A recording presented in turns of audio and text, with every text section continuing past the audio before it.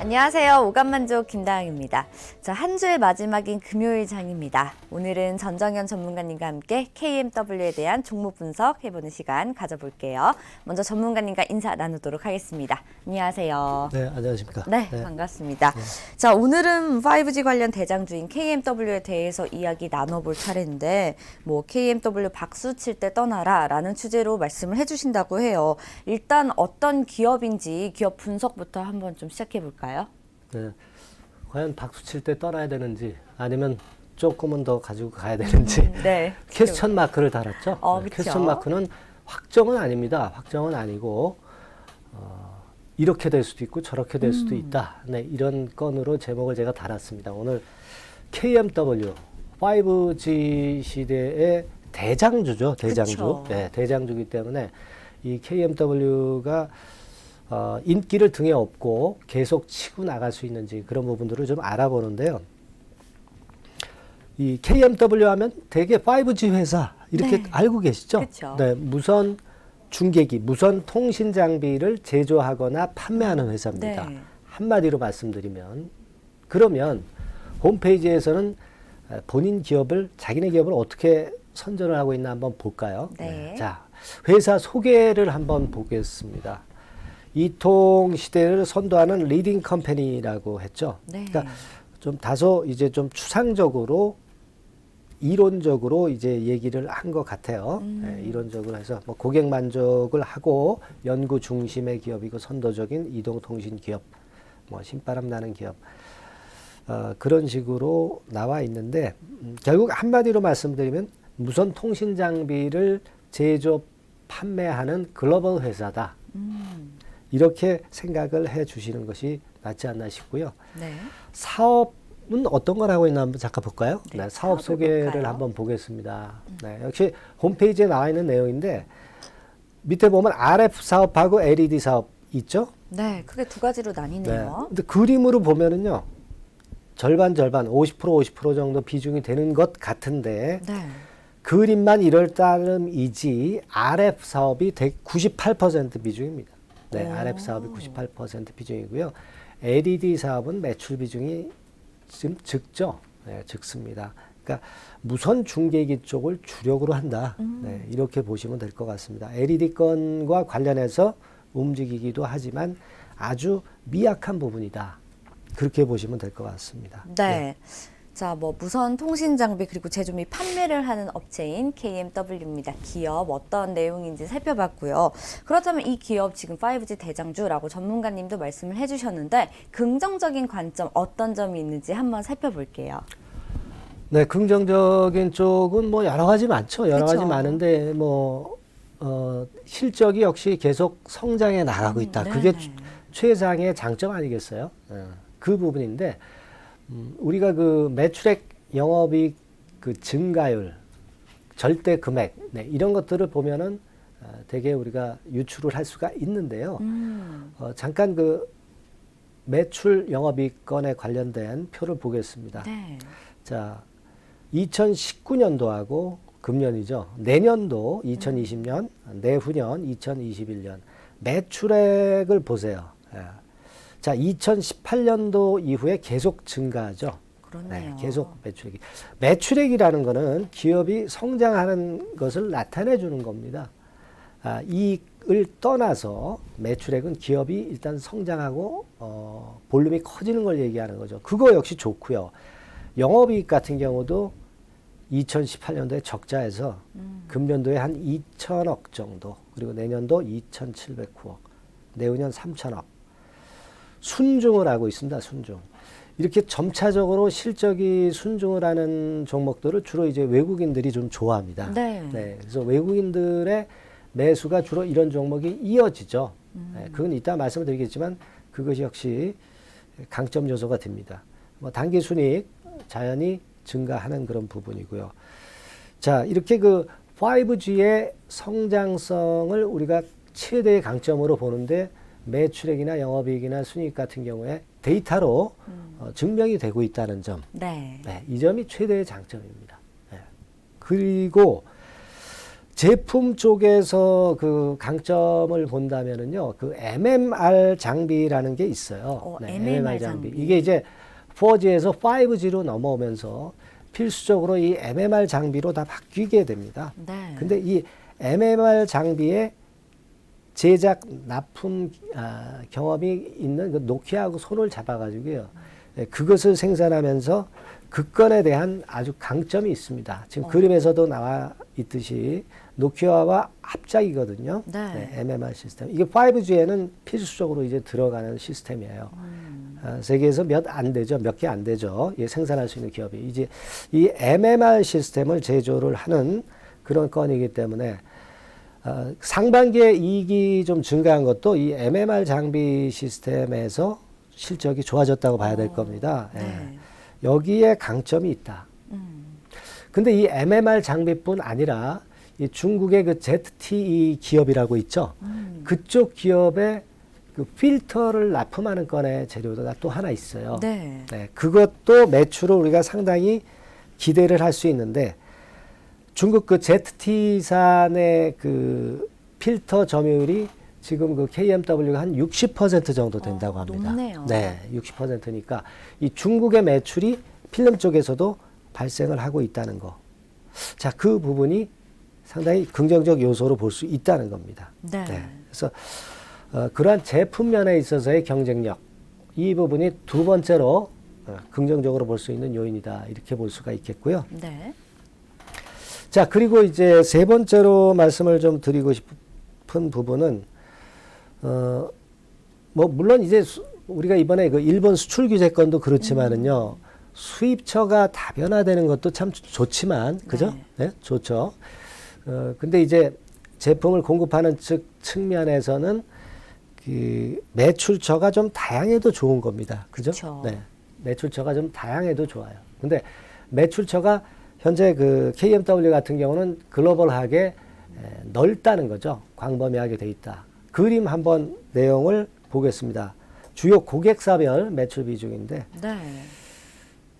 자, 지금 노키아 쪽이 제일 많죠? 점유율이 61%. 높네요. 예. 그리고 삼성, 중국의 ZTE, 네. AT&T. 네, 이런 세계 굴지의 기업에 공급을 하고 있기 때문에 자, 되게 이렇게 큰 기업이기 때문에 매출하는 곳이 잘 바뀌질 않죠. 그쵸. 그렇죠? 중소기업들하고는 좀 틀릴 겁니다. 그래서 매출처가 다변화되어 있기 때문에 리스크에 둔감하다는 겁니다. 예, 그 부분이 강점으로 볼 수 있는 부분입니다.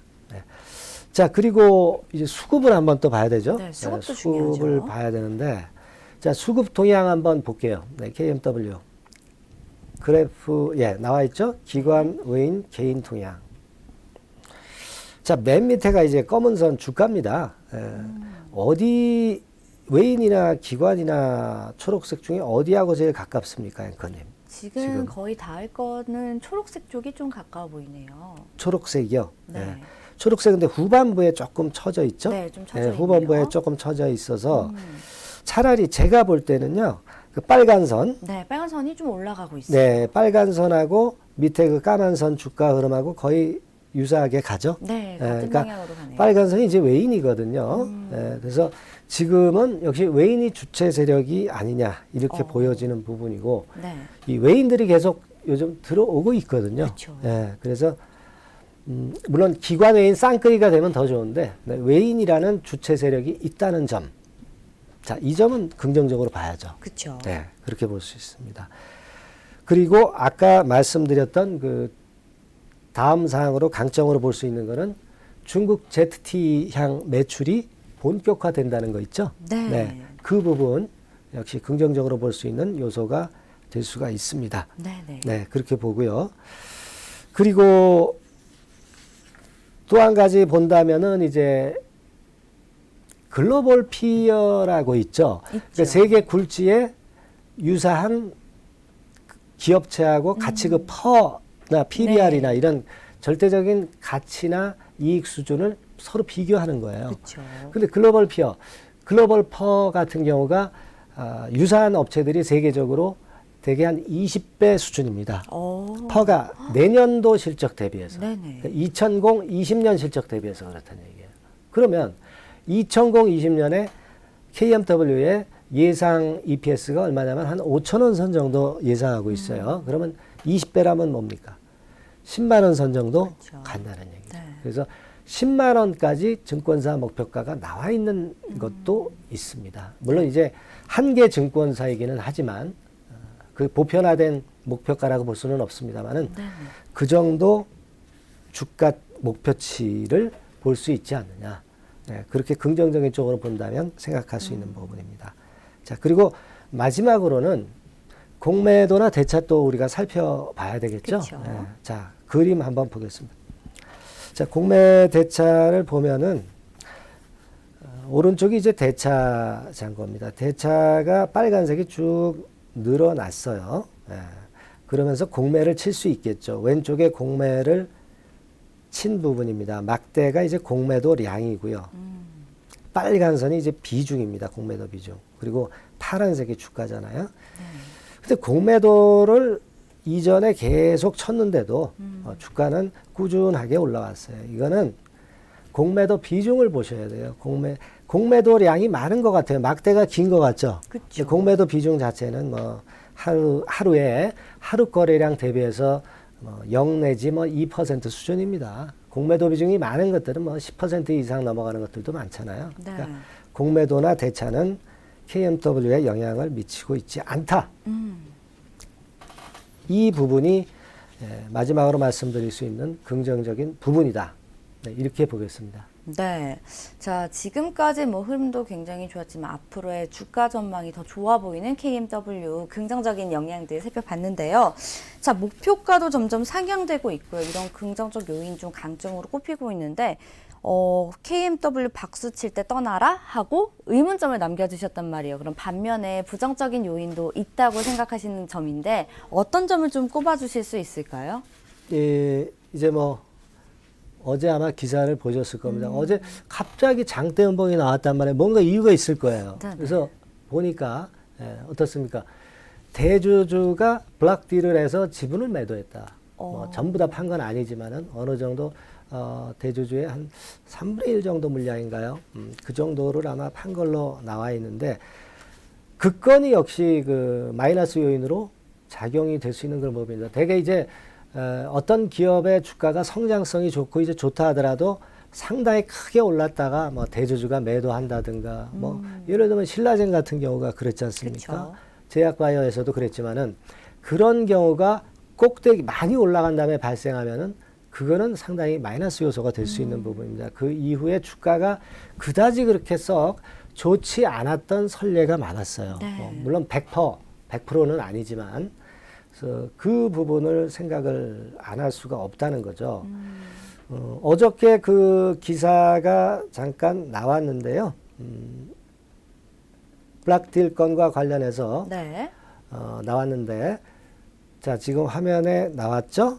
좀 간단하게 나와 있네요. 이건 네. 딴 걸 제가 보여드리려고 그랬는데 주식담보대출을 상환하기 위해서 사실 매도했다. 이렇게 핑계거리를 댈 수 있지만 여하튼 간에 주식담보대출이든 아니든 간에 대주주의 매도는 마이너스 요소로 작용이 될 수 있다. 더군다나 최대주주 아닙니까? 최대주주 김덕영 대표 지분 매각 이 건입니다. 그래서 자, 이 부분이 좀 속된 말로 이제 껄쩍지근한 그런 네, 부분이다. 조금, 이렇게 볼 네. 수가 있는 거죠. 네.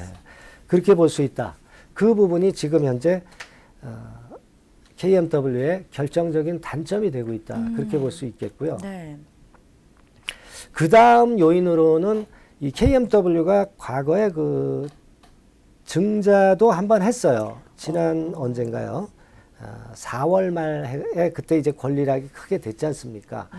근데 지금 이제 사업이 이걸 생각하셔야 돼요. 사업이 잘 이루어지고 팽창하게 되면은 물론 좋습니다. 매출도 많이 늘어나고 이익도 증가하고 그렇지만은 네. 자꾸 이제 투자를 해야 돼요. 그래야 그 주문에 응할 수 있지 않겠습니까? 그쵸. 설비도 좀 늘려야 되고 투자를 할 요소가 많이 늘어난다는 겁니다. 투자를 할 요소가 많이 늘어난다는 거는 자금이 좀 필요할 거예요. 그죠? 물론 이익을 내서 자금을 확보할 수도 있겠지만은 제품을 생산해서 수출을 하면 돈이 바로 들어오는 게 아니라 대개 한 3, 4일간 정도 시차가 MMR 장비라든가 이런 것들이 걸립니다. 그러니까 그 시차 동안에 자금의 공백이 생길 수가 있어요. 근데 다행스럽게 이제 상반기에 그런 부분은 어느 정도 해소가 됐는데 하반기라든가 이런 부분에서 장사가 잘 돼서 투자를 많이 해야 될 경우에 증자를 할 수가 있어요. 근데 이게 제3자 유상증자 배정으로 증자가 되면 외부 자금을 끌어들이니까 난데요. 그렇죠.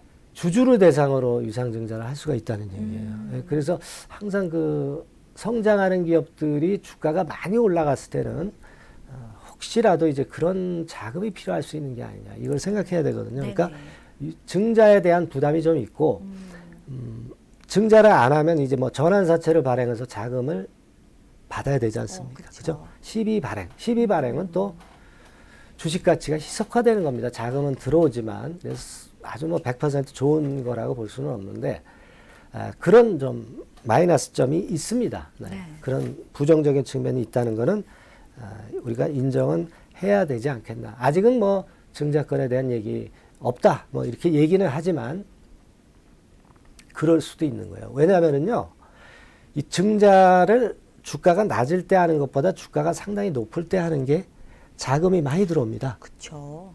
똑같은 100만 주를 발행한다 하더라도 주가가 낮을 때는 금액이 적죠. 증자 받는 금액이.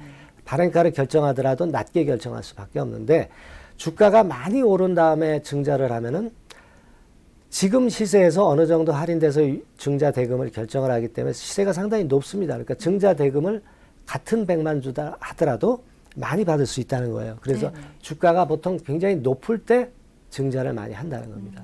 그래서 그 점을 생각하셔야 돼요. 자, 그렇게 볼 수 있는 부분이 부정적 관점이고요. 네. 그 다음에 이제 말씀을 드릴 수 있는 거는 우리가 그 주가 관련 지표를 한번 살펴보면서 한번 보겠습니다. 자, 지금 보세요. 볼게요. 주가 관련 지표. 자, 이게 대개 최근 5년간의 퍼 최저치하고요. 최고치. 그리고 밑에가 PBR 최저치, 최고치. 네. 자, 퍼 최저치는 25배였죠. 그쵸. 25배였습니다. 근데 지금은 한 20배 정도 수준인데요. 뭐 퍼로 보면은 아직 뭐 상당히 많이 올라갈 수 있구나. 뭐 이런 생각을 할 수도 있습니다. 그죠? 퍼가 지금 다시 저 볼까요? 지금 74,600원이니까 한 20배 수준인데 그걸로 보면은 좀 시세 좀 낼 수 있을 것 같다 하는 생각을 할 수 있는데 PBR 같은 경우 보세요. PBR 같은 자산 가치 대비해서 보면 최저치가 1.69 그리고 최고치가 10배. 네. 지금 한 주당 자산 가치가 한 6,000원 선 정도 되거든요. 근데 주가는 10배 주가는 한 10배 이상 지금 위치해 있는 거니까 PBR이 10배가 되는 겁니다. 2019년도에. 상당히 그 성장 전망은 좋지만 자산 가치 대비해서 너무 시세를 지금 현재 올려놓은 게 아니냐. 네, 이런 생각을 할 수 있습니다. 네네. 네. 그래서 지금은 뭐 이익 측면에서 봐서는 충분히 이제 주가가 또 올라갈 소지가 있으나 뭐 자산 가치 이런 것으로 보면은 조금 우리가 경계해야 될 요소도 있습니다. 네. 네, 그 부분을 좀 볼 필요가 있고. 그리고 이제 수급 같은 경우는 지금은 이제 외인들이 물론 이제 매수를 하면서 들어와 주고 있습니다. 근데 이 수급은 변화가 있을 수 있어요. 그쵸. 항상. 예, 수급은 항상 변화가 있을 수 있습니다. 주가가 올라오면 매도 때릴 수 있는 거예요, 외인도. 지금 뭐 차트, 그림 보면 외인들 많이 들어옵니다만은 언제라도 하시라도 매도가 나올 수 있는 거예요. 예. 지금 당장은 좋은 것으로 보이지만은 급작스럽게 주가 내림과 더불어서 외인 매도 물량은 급작스럽게 터져 나오는 거거든요. 그러니까 그 부분을 생각을 안 할 수가 없습니다. 자, 그렇게 보고요. 그러면 이제 지금 한번 차트를 보면은 또 뭔가 색다른 게 나올 수 있어요. 거래량을 우리가 한번 잘 봐야 될 것 같아요. 네, 그렇죠. 자, 지금 보세요. KMW. 어제 같은 경우 거래 주목해 보십시오. 물론 블락딜이 있어서 그렇지만 딴 때와 다르게 아주 큰 거래가 터졌죠. 그렇네요. 네, 아주 큰 거래. 한 400만 주 터졌지 않습니까? 평상시 때는 기껏해야 200만 주. 이런 정도인데. 200만 주 터졌어도 조정이 왔거든요. 네. 되게 그 정도인데 어제는 거래가 더. 많아졌다는 거는 매물이 많이 흘러나왔다는 것도 생각을 하실 필요가 있는 겁니다. 지금 이제 주봉인데 주봉상으로도 아직은 사인이 없지만 거래는 많이 늘었네요. 오늘 주봉 거래량까지 이제 더해지겠죠. 네, 그래서 최근 거래량이 여하튼 급격히 증가했다는 것도 경고 사인이 좀 되겠어요. 네. 네. 부정적인 관점은 그렇게 말씀드릴 수 있겠습니다. 네, 부정적인 관점도 저희가 무시할 수는 없겠습니다. 잘 살펴보셔야 되겠는데요.